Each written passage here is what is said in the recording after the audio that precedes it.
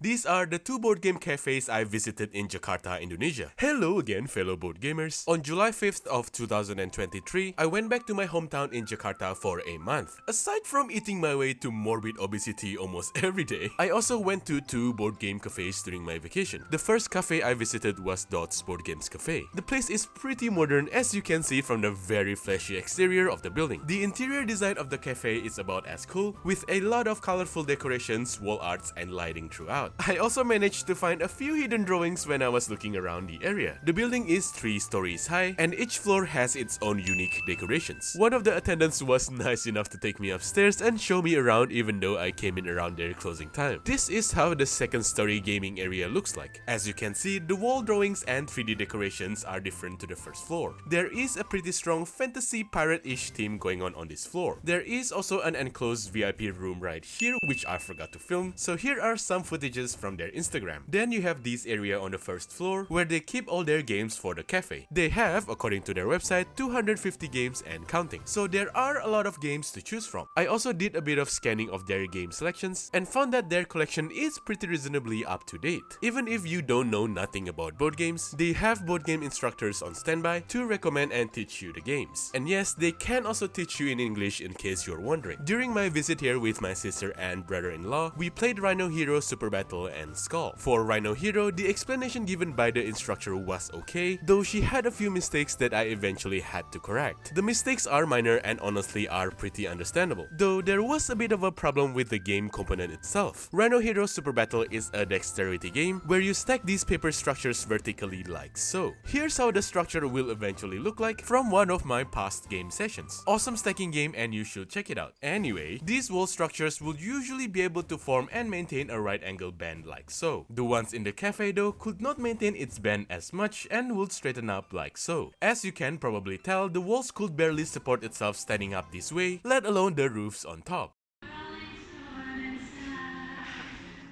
Jangan jatuh ya, kalau jatuh baru segitu malu sih.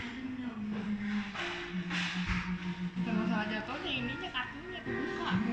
I didn't get a specific footage for the component problem, but you can kinda see that this piece here is pretty wide open. I assume that the game might have been very popular in the cafe and was just damaged through perpetual wear and tear. Still, a bit of a minus in the overall experience. The other game though, Skull, was completely fine in terms of rules and components. We eventually had to leave a bit early because my sister's baby is getting audibly tired. Now let's talk about the fees and how affordable they are. An entry fee of 50,000 rupiahs is applied per adult on weekdays. This equates to approximately 3.31 US dollars or 5 Australian dollars. On weekends, the fee instead becomes 60,000 rupiahs or approximately 4 US dollars or 6 Australian dollars. There is a slightly higher entry fee for children though, by 20,000 rupiahs. And yes, these are all-day rates per person and there is no catch to it. You are not required to buy their beverages or food, though the food and beverages look pretty good on this menu and are also very affordable. Oh, and I did find the more expensive entry fee for children to be rather peculiar.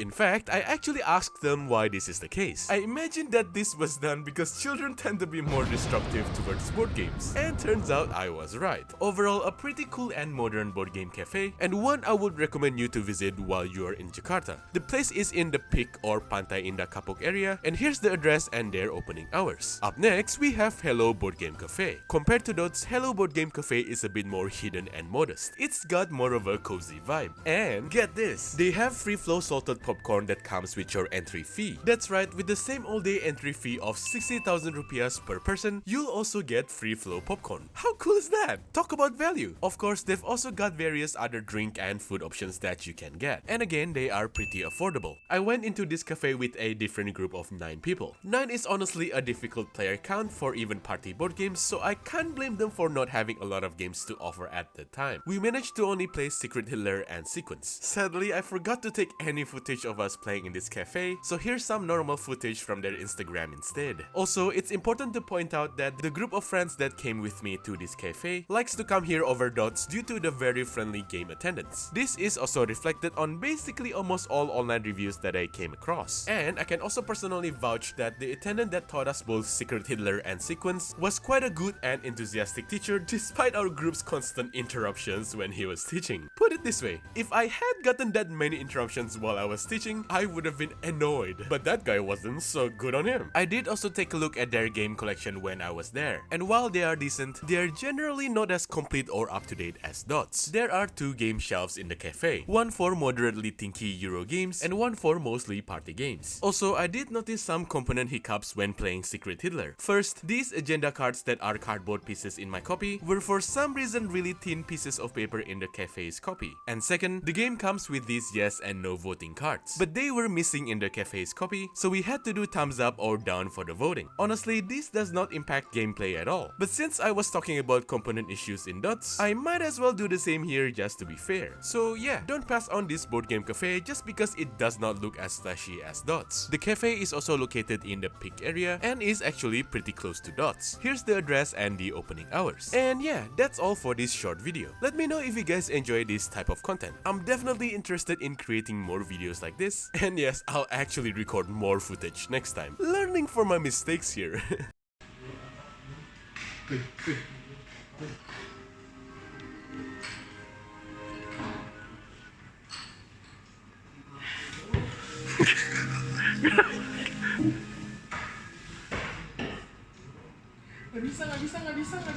Nggak bisa.